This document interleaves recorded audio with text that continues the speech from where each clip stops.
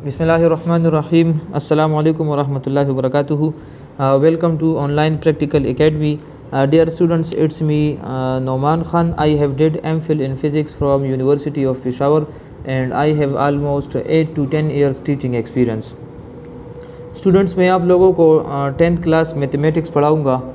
जैसा कि आपको पता है कि यूनिट नंबर 1 का नाम है 10th क्लास के मैथ्स बुक में quadratic equations.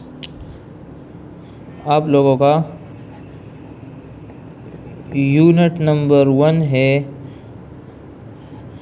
Quadratic equations.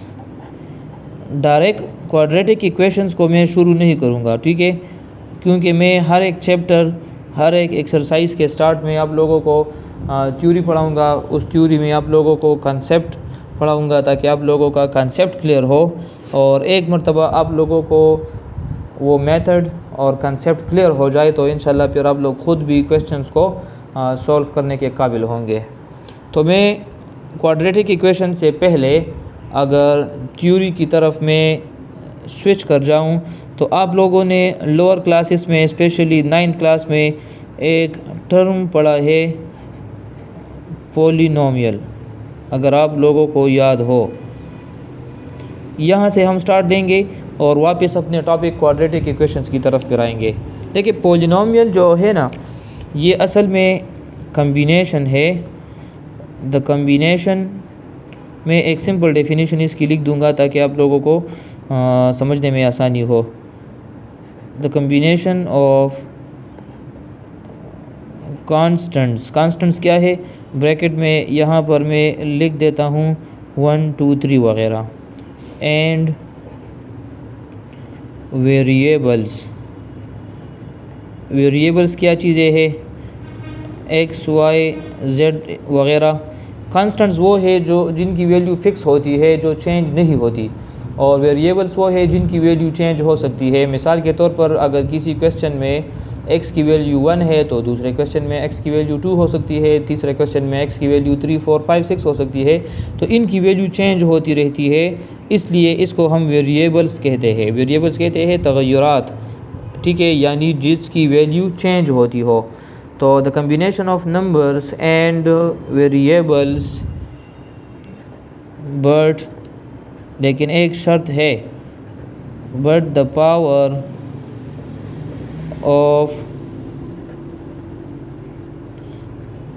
Variable must be positive. इसको हम पॉलिनोमियल कहते हैं। क्या मतलब है कि वेरिएबल का पावर पॉजिटिव होना चाहिए? इसका मतलब ये है कि लेट सपोज़ अगर मैं कुछ एग्ज़ाम्पल्स यहाँ पर लिख दूँ, 2x4 + 5 y² + 6z + 3। अभी ये मैंने एक ऐसा पॉलिनोमियल लिखा है, एक ऐसा एक्सप्रेशन मैंने लिखा है। यहाँ पर आप लोग देख सकते हैं 2 5 6 3, ये तमाम क्या है, ये तमाम कांस्टेंट्स है और इनको हम कोफिशिएंट्स भी कहते हैं। जब ये एक ख़ास इक्वेशन में हो फिर इसको हम कोफिशिएंट्स कहते हैं।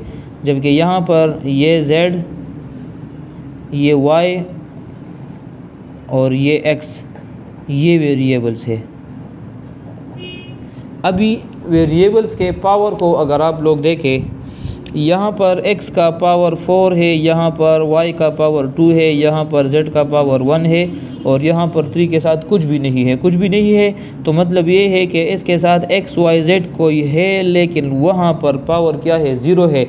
And anything power 0 is equal to 1, 3 1 ज़ा 3। तो इस वजह से हमने नहीं लिखा, क्योंकि वो ऑलरेडी 1 के बराबर है और पावर 0 के बराबर है। क्लियर है?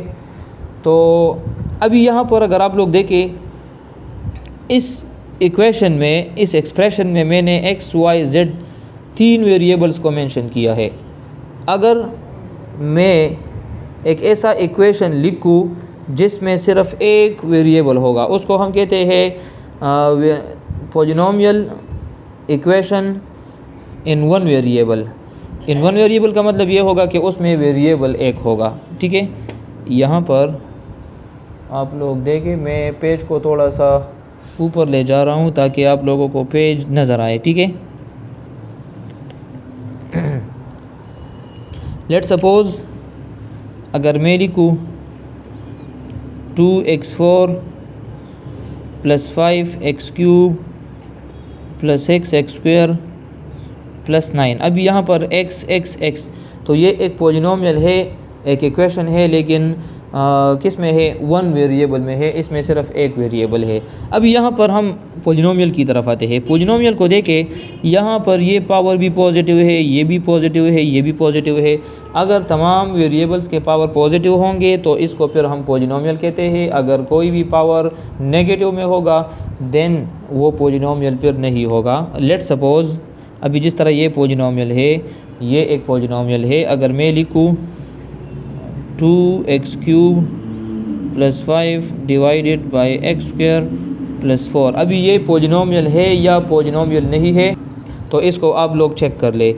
यहाँ पर x का पावर पॉजिटिव है, यहाँ भी आप लोग कहेंगे कि सर x का पावर तो पॉजिटिव है, लेकिन जब ये ऊपर शिफ्ट होगा, अभी तो ये डिनोमिनेटर में है, जब न्यूमिनेटर में चला जाएगा तो वहाँ पर x⁻² बन जाएगा। So this is not polynomial, ठीक है।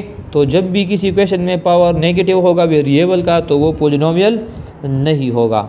अच्छा, अभी पॉलिनोमियल के कुछ टाइप्स है, तो यहाँ पर आप लोग इसको नोट कर ले, types of polynomial.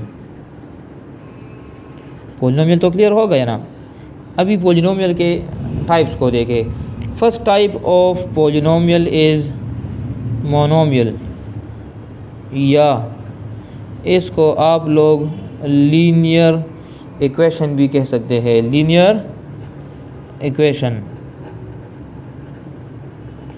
Linear equation या मोनोमियल वो होता है जिसमें पावर मैक्सिमम 1 होता है। लेट सपोज़ अगर मैं लिखूँ 2x + 4, अब यहाँ पर x का पावर क्या है, मैक्सिमम पावर 1 है। इसमें स्क्वायर और क्यूब आप लोगों को नज़र आ रहा है, नहीं नज़र आ रहा। तो ये हमारे साथ क्या है, एक लीनियर इक्वेशन है, या लीनियर इक्वेशन के अलावा आप लोग ये भी कह सकते हैं कि ये एक मोनोमियल है, ठीक है। अच्छा, सेकंड टाइप है, सेकंड में जब आपके पास पावर 2 होगा फिर उसको हम क्वाड्रेटिक कहते हैं। आप लोगों का जो चैप्टर है ना, चैप्टर नंबर 1 यानी यूनिट नंबर 1 क्वाड्रेटिक इक्वेशन, ये वो पॉलिनोमियल उसमें हम पढ़ेंगे जिसमें मैक्सिमम पावर 2 होगा, और इसको हम क्वाड्रेटिक इक्वेशन कहते हैं, ठीक है। यहाँ पर देखें, लेट सपोज़ अगर मैं लिखूँ 3x² + 4x + 5, अभी यहाँ पर मैक्सिमम पावर देखें, यहाँ पर मैक्सिमम पावर 2 है और यहाँ पर 1 है, तो ज़्यादा से ज़्यादा पावर 2 है, तो इस वजह से इसको हम क्वाड्रेटिक इक्वेशन कहते हैं। अच्छा सर, अगर पावर 3 आ जाए उसको फिर हम क्या कहेंगे, जब पावर 3 आएगा फिर उसको हम क्यूबिक इक्वेशन कहते हैं। और क्यूबिक इक्वेशन कैसा होगा, मैं अभी आप लोगों को वो भी यहाँ पर लिख कर देता हूँ, ठीक है। इस पेज को मैं इस अंदाज से रख देता हूँ ताकि आप लोगों को क्लियर नज़र आए, ठीक है। तो यहाँ देखें, 2 टाइप्स हो गए। तीसरा है क्यूबिक, जिसमें जिस तरह मैंने बताया कि 6x³ + 4x² + 9x + 4, इसमें कोई टर्म अगर मैं ना भी लिखूँ ना तब भी ये क्यूबिक इक्वेशन होगा, क्योंकि इसमें सिर्फ प्रेजेंस किसकी ज़रूरी है, इसमें प्रेजेंस सिर्फ ये क्यूब ज़रूरी है। बस ये क्यूब इसमें हो तो आप लोग फिर कह सकते हैं कि हाँ ये एक क्यूबिक इक्वेशन है। यहाँ तक क्लियर है। अच्छा, fourth one, by quadratic. By quadratic यानी 2 क्वाड्रेटिक। हाँ, एक क्वाड्रेटिक में 2 होता है, तो 2 क्वाड्रेटिक में कितने होंगे, 4। तो वो पॉलिनोमियल जिसमें मैक्सिमम पावर 4 होगा, let's suppose 5x4 + 9x³ plus 2x² plus 3x। अभी ये एक बाई क्वाड्रेटिक इक्वेशन है। अच्छा सर, एक बात की समझ नहीं आई, ये पावर 1 2 3 4 है, तो जब हम इसको सॉल्व करेंगे तो फिर वहाँ पर ये उसके साथ कैसे लिंक होगा? तो फिर इसका आंसर ये है कि जब आप लोगों ने इस किस्म के क्वेश्चन को सॉल्व करना है तो याद रखिए, गौर के साथ इस पॉइंट को नोट कर ले, जब आप लोगों ने लीनियर इक्वेशन को सॉल्व करना होगा, यानी इसके रूट्स को फाइंड करना होगा, इसके सोल्यूशन को फाइंड करना होगा, तो वहाँ पर क्या होगा, एक ही आंसर आएगा, एक ही वैल्यू आंसर में आएगी। ठीक है। अच्छा, अगर क्वाड्रेटिक इक्वेशन को हम सॉल्व करेंगे तो मैक्सिमम पावर 2 है, तो आंसर भी 2 होंगे। क्यूबिक इक्वेशन को आप लोगों ने सॉल्व करना है तो 3 आंसर आएंगे, और बाई क्वाड्रेटिक इक्वेशन को आप लोग सॉल्व करेंगे तो रूट्स में सोल्यूशन में कितने वैल्यूज़ होंगे? 4 वैल्यूज़ होंगे। ठीक है, ये तो आप लोगों को एक शॉर्टकट मिल गया। अच्छा, एक और बात इसको आप लोग समझ ले, जब भी आपसे कोई पूछे कि सॉल्व या फाइंड, तो इसका मतलब आप लोगों ने क्या लेना है? इसका मतलब आप लोगों ने ये लेना है कि उस इक्वेशन में अगर x है, उस इक्वेशन में अगर y है या z है या कोई भी वेरिएबल है, उसकी वैल्यू को आप लोगों ने फाइंड करना होगा। इसको हम कहते हैं सॉल्यूशन या सॉल्व या फाइंड। ठीक है। और जो वैल्यूज़ हम फाइंड करते हैं उसको हम क्या कहते हैं? उसको फिर हम रूट्स कहते हैं। फाइंड द रूट्स लोग कहते हैं ना, तो रूट्स इसी x y z की वैल्यूज़ को कहते हैं। अच्छा सर, अगर हमने कोई इक्वेशन सॉल्व करना है तो और उसके सॉल्यूशन को फाइंड करना है तो क्या करेंगे? तो लीनियर के लिए अपने प्रोसेस है, मेथड्स है, क्वाड्रेटिक के अपने है, क्यूबिक के अपने है, बाई क्वाड्रेटिक के अपने है। यूनिट नंबर 1 में आप लोगों ने सिर्फ क्वाड्रेटिक इक्वेशन पढ़ना है। ठीक है।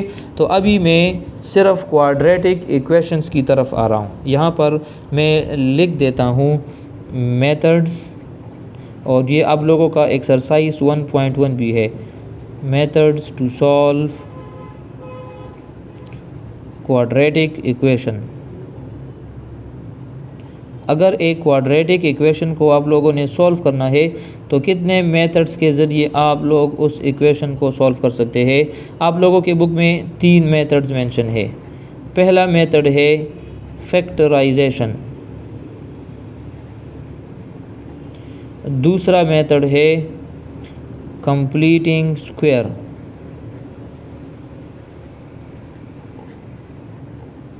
और तीसरा मेथड है क्वाड्रेटिक फार्मूला।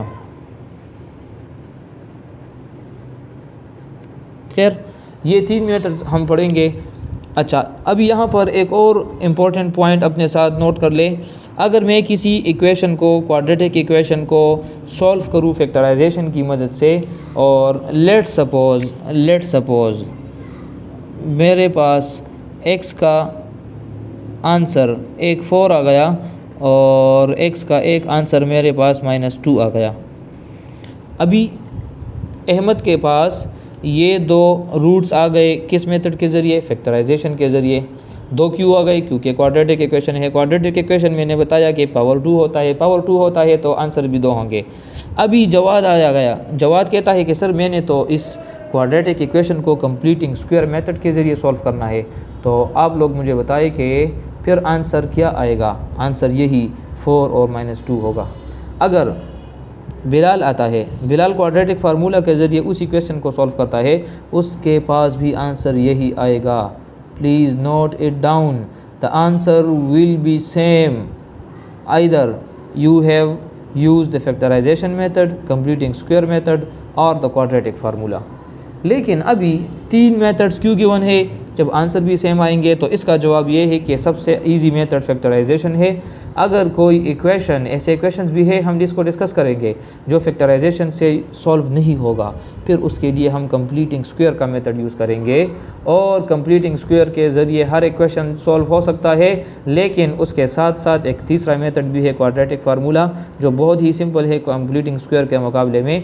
तो आप लोग फिर उस इक्वेशन को जो फैक्टराइजेशन की मदद से नहीं हो सकता, उसको क्वाड्रेटिक फार्मूला के ज़रिए भी सॉल्व कर सकते हैं। तो फिर ये इट डिपेंड्स ऑन यू कि आप लोग कौन सा मेथड यूज़ कर रहे हैं। ठीक है।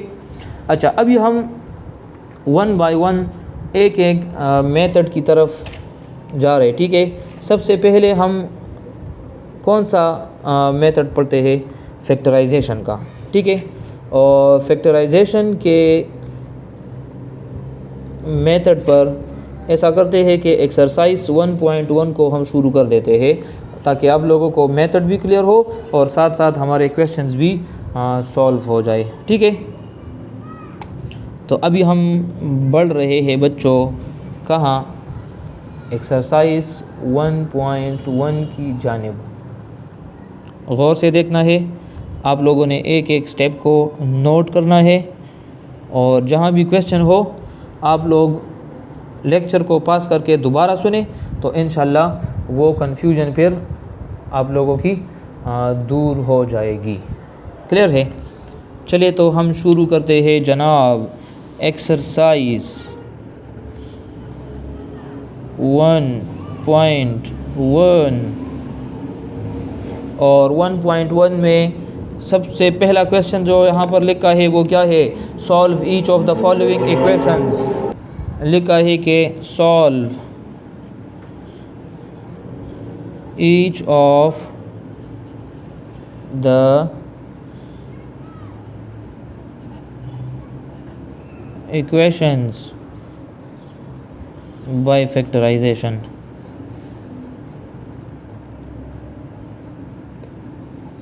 फैक्टराइजेशन के ज़रिए आप लोगों ने क्वेश्चंस को सॉल्व करना है और इसमें सबसे पहला पार्ट है x² + 5x + 4 = 0।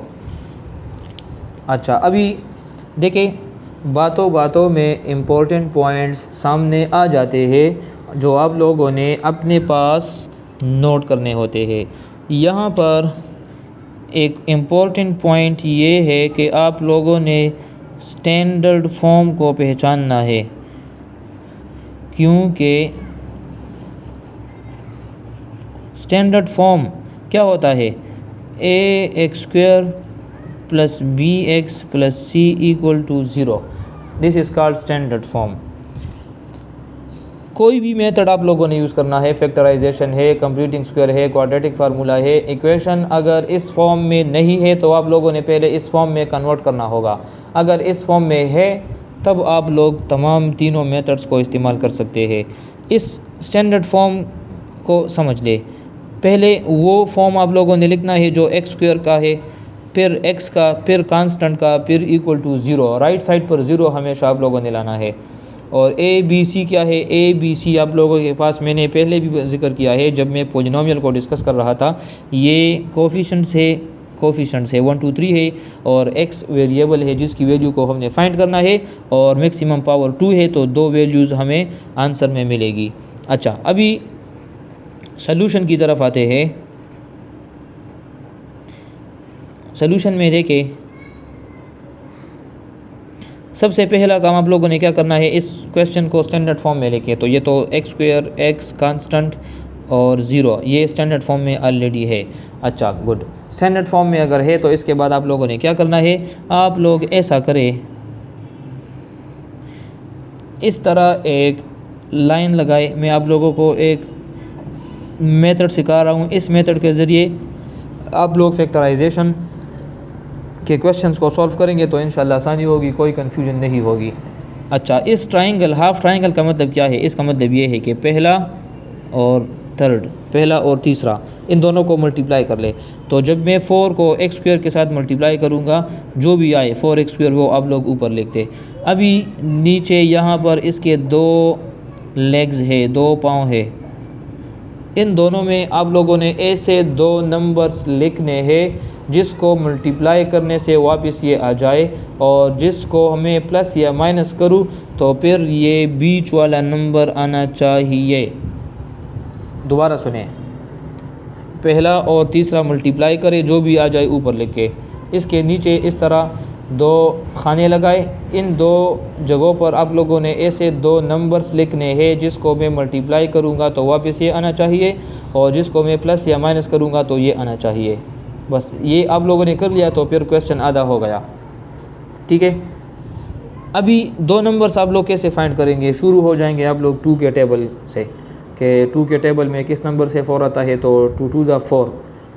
अभी 2 और 2 को मैं जमा करूँ तो क्या 5 आता है, नहीं, तो 2 के टेबल को छोड़ दे। 3 का टेबल चेक करें, 3 के टेबल में 4 नहीं है। 4 का टेबल चेक करें, 4 1 ज़ा 4, तो 4 और 1 को अगर मैं ले लूँ, लेट सपोज़ एक 4 मैंने ले लिया, एक 1, 4 1 ज़ा 4। अभी ये तो एक्स स्क्वायर है, तो एक एक्स यहाँ पर लिख दे, एक एक्स यहाँ पर, एक्स मल्टीप्लाई एक्स स्क्वायर बन जाएगा। सर मल्टीप्लाई कर लिया, ये तो ठीक आ गया। अभी प्लस भी कर ले, माइनस भी कर ले, चेक कर ले। 4x + 1x से 5x आएगा, यहाँ भी 5x है। तो ये दो नंबर्स हमने ढूंढ लिए हैं। इसके बाद आप लोगों ने क्या करना है, क्वेश्चन को सॉल्व करना है भाई, और क्या करना है। 5x + 4 = 0।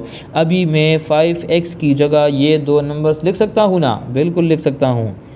तो आप लोग क्या करें, ये है x², इस 5x की जगह मैं लिख देता हूँ 4x + 1x, और ये 4 अपनी जगह पर और ये = 0 अपनी जगह पर। इसके बाद क्या करें, यहाँ पर 4 नंबर बन गए, 2 ये है और 2 ये है। इन दोनों में से आप लोग कॉमन ले ले। अगर मैं यहाँ पर कॉमन चेक करूँ, यानी जो दोनों में मुश्तरक है मौजूद है, तो x कॉमन है। x जब मैं कॉमन करूँगा तो x रह जाएगा और यहाँ पर 4 रह जाएगा। इन दोनों में कॉमन कुछ भी नहीं है। जहाँ भी कुछ कॉमन नहीं होता तो आप लोग वहाँ पर 1 को कॉमन कर सकते हैं। यहाँ पर x रह गया, प्लस अपनी जगह पर और 4 अपनी जगह पर, ब्रैकेट बंद, = 0 अपनी जगह पर। अभी अगर आप लोग गौर से देखें तो x + 4 कितने टाइम है, 2 मरतबा है। तो टेकिंग x + 4 कॉमन, जब मैं x + 4 को कॉमन करूँगा तो एक दफ़ा ये लिख दूँगा, रिमेनिंग x + 1 रह गया। इसको भी आप लोग ब्रैकेट में इनक्लोज करें, = 0 अपनी जगह पर लिख दे। अच्छा, अब यहाँ पर एक कंसेप्ट है, उसको समझ ले। x + 4 एक नंबर, x + 1 दूसरा नंबर, और दोनों नंबर्स आपस में मल्टीप्लाई हुए हैं, आंसर 0 है। 2 नंबर से 0 कब आएगा, शाबाश, कौन बता सकता है 2 नंबर से के मल्टीप्लिकेशन से 0 कब आएगा। लेट सपोज़ a × b = 0 है, तो अभी मुझे कौन बता सकता है। इसका मतलब ये है या तो a 0 है और या b 0 है, क्योंकि अगर a 0 है तो 0 × b, 0 b ज़ा 0। या तो इस तरह हो सकता है कि b 0 है तो 0 a ज़ा, तब भी 0 आ सकता है। या इस तरह हो सकता है कि a और b दोनों 0 होंगे तो 0 0 ज़ा, फिर 0 आ जाएगा। अभी मुझे पता नहीं है कि x + 4 0 है कि x + 1 0 है, जिसके मल्टीप्लिकेशन से आंसर 0 आया है। तो मैं इन दोनों को = 0 ले लूँगा, क्योंकि मुझे पता तो नहीं है ना। तो मुझे पता नहीं है तो मैं दोनों को = 0 ले लूँगा। तो आप लोग क्या करें, दोनों को जब = 0 लेंगे तो ये इस तरह बन जाएगा। किस तरह बन जाएगा, पहले मैं पेज को सेट कर लूँ और उसके बाद मैं आप लोगों को ये क्वेश्चंस लिखवा देता हूँ। देखें, x + 4 भी मैंने = 0 ले लिया और x + 1 को भी मैंने = 0 ले लिया। यहाँ से मैंने x की वैल्यू को फाइंड करना है ना, तो +4 है, तो +4 को जब मैं राइट हैंड साइड की तरफ शिफ्ट करूँगा तो वो -4 बन जाएगा। तो x की एक वैल्यू तो मिल गई -4। यहाँ पर x है +1, जब वहाँ शिफ्ट हो जाएगा तो -1 बन जाएगा। तो x की एक वैल्यू क्या है, -1। अभी यहाँ पर आप लोगों ने आखिर में लिख देना है कि hence solution set = lowest value -4 है और लार्जर वैल्यू -1 है, और मीडियम या मिडल ब्रैकेट्स में इसको इनक्लोज कर ले, और ये आप लोगों का आंसर है। देखिए, 2 वैल्यूज़ फाइंड हो गई ना क्वाड्रेटिक इक्वेशन के ज़रिए। अभी पहला क्वेश्चन है, तो इस वजह से मैं ऐसा करता हूँ कि मैं वेरिफिकेशन भी कर देता हूँ, ताकि आप लोगों को ये मौका ना मिले कि सर ये जो 2 वैल्यूज़ हमने फ़ाइंड की है, क्या ये ठीक है कि गलत है। तो घबराने की बात नहीं है, मैं आप लोगों को ये चेक करके दे देता हूँ। देखिए, हमारा ओरिजिनल इक्वेशन था x² + 5x + 4 = 0। इसमें आप लोग क्या करें, पुट x = -4 और x = -1। चले पहले -4 यहाँ पर चेक कर ले, x की जगह -4, ऊपर स्क्वायर अपनी जगह पर, +5 अपनी जगह पर, x की जगह -4 +4 अपनी जगह पर इक्वल टू 0 अपनी। 4 का आप लोग स्क्वायर ले ले तो 4 4 ज़ा 16 माइनस, तो पावर अगर इवन होगा तो ये पॉजिटिव बन जाएगा। क्यों पॉजिटिव बन जाएगा? क्योंकि माइनस अगर 2 दफ़ा हम लिखेंगे तो माइनस माइनस प्लस बन जाता है। 5 4 ज़ा 20 और ये माइनस अपनी जगह पर, ये +4 अपनी जगह पर, ये 0 अपनी जगह पर।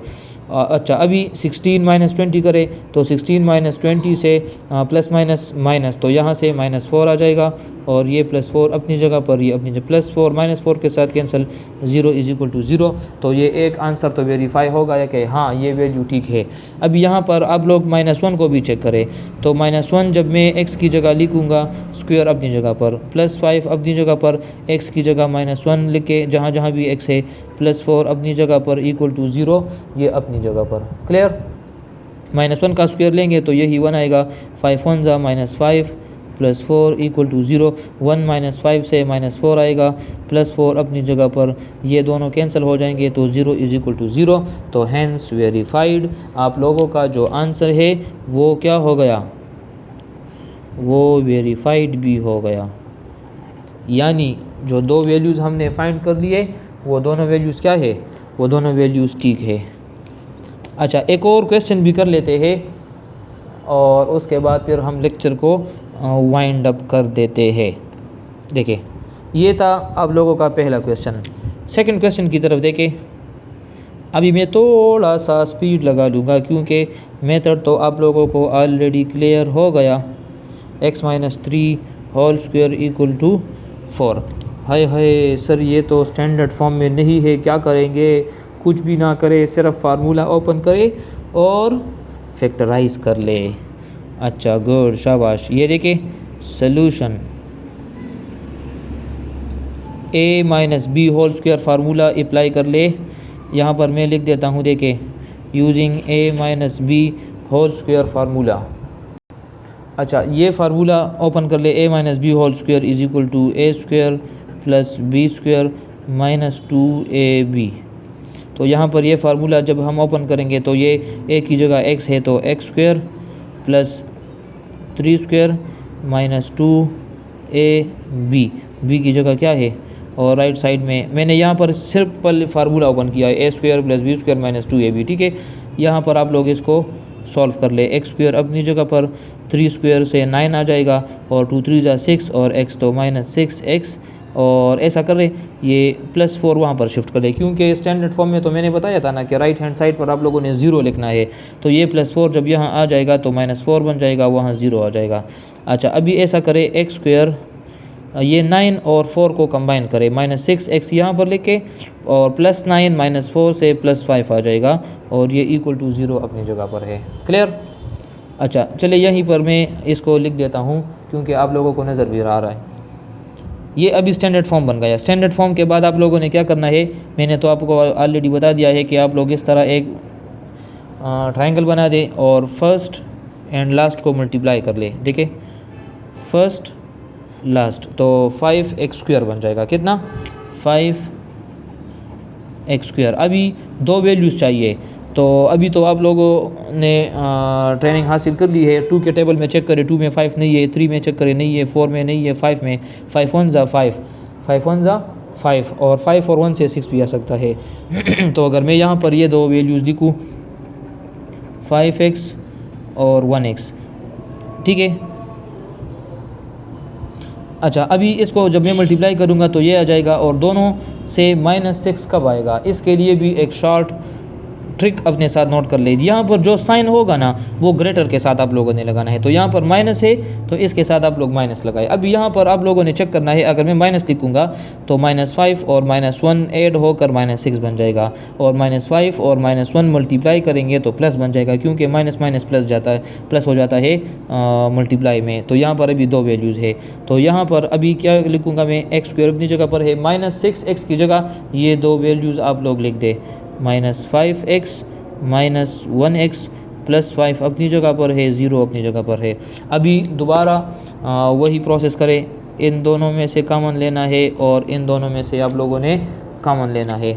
तो यहाँ पर देखें, यहाँ मैं कॉमन लूँगा x, तो यहाँ रह जाएगा x -5, इन दोनों में कॉमन कुछ भी नहीं है तो -1 कॉमन कर ले, क्योंकि यहाँ माइनस है तो माइनस कॉमन कर रहे।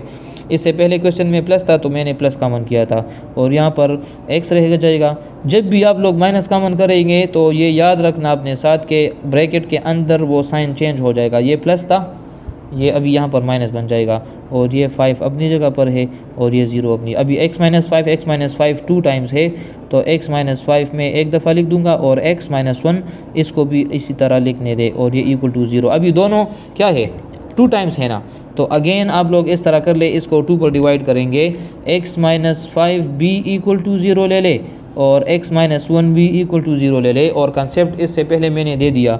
अभी यहाँ क्या करेंगे, ये -5 वहाँ शिफ्ट हो जाएगा तो +5, तो x की एक वैल्यू ये है। यहाँ पर -1 वहाँ शिफ्ट हो जाएगा तो +1, तो x की 2 वैल्यूज़ आ गई। अच्छा, अभी यहाँ पर आप लोग इस तरह भी कर सकते हैं, शायद आप लोगों को लोअर क्लासेस में टीचर ने इस तरह बताया है कि -5 को आप लोगों ने रिमूव कराना है, तो आप लोग +5 बोथ साइड्स ऐड कर ले, तो यहाँ भी +5 आ जाएगा, यहाँ भी +5 आ जाएगा, यहाँ -5 +5 कैंसिल हो जाएगा, यहाँ 5 रह जाएगा, तो ये वही 5 आपका आंसर है। लेकिन मैंने आप लोगों को इस मेथड से भी करा दिया है, दोनों मेथड मैंने बता दिए हैं। अभी आप लोगों की मर्ज़ी, ये वाला ईजी है या इसका रेसिप्रोकल का साइन दोनों साइड ऐड करके आप लोगों ने आंसर लाना है, ठीक है। आखिर में आप लोगों ने क्या करना है, hence solution set is equal to पहले लोअर वैल्यू 1 और फिर 5 ग्रेटर वैल्यू, और इनको ब्रैकेट में इनक्लोज कर ले और यहाँ पर लिख दे कि ये आप लोगों का आंसर है, ठीक है। तो ये 2 क्वेश्चंस मैंने कर लिए। आप लोगों का आज का होमवर्क क्या है, question number 3 and question number 4, ये 2 आप लोगों का होमवर्क है, आप लोगों ने इसको ट्राई करना है। और क्वेश्चन नंबर 5 एंड 6 इंशाल्लाह फिर अगले लेक्चर में मैं ख़ुद कराऊंगा, ठीक है। तो तब तक के लिए अपना बहुत बहुत ख्याल रखना। अल्लाह हाफ़िज़, थैंक यू।